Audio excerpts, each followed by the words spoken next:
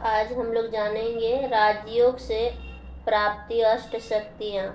राजयोग के अभ्यास से अर्थात मन का नाता परम पिता परमात्मा के साथ जोड़ने से अविनाशी सुख शांति की प्राप्ति होती है। साथ ही कोई प्रकार की आध्यात्मिक शक्तियाँ भी आ जाती है। इनमें से 8 मुख्य और बहुत ही महत्वपूर्ण है। इसमें से एक है सिकोड़ने और फैलाने की शक्ति।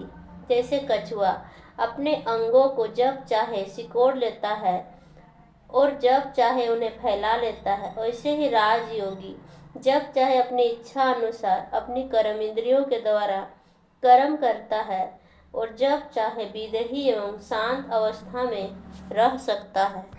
इस प्रकार की विदेही अवस्था से उस पर माया का वार नहीं होगा।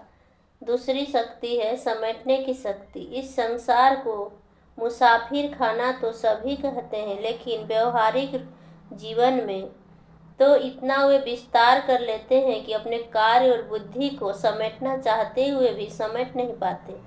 जबकि योगी अपनी बुद्धि को इस विशाल दुनिया में ना फैलाकर एक परम पिता परमात्मा की तथा आत्मिक संबंध की याद में ही अपनी बुद्धि को लगाए रखता है।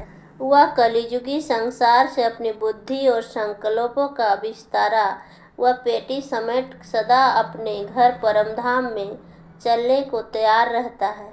तीसरी शक्ति है सहन शक्ति। जैसे वृक्ष पर पत्थर मारने पर भी मीठे फल देता है और अपकार करने वाले पर भी उपकार करता है, वैसे ही एक योगी भी सदा उपकार करने वालों के प्रति सदा शुभ भावना और शुभ कामना ही रखता है। योग से जो चौथी शक्ति प्राप्त होती है वह है सामना करने की शक्ति।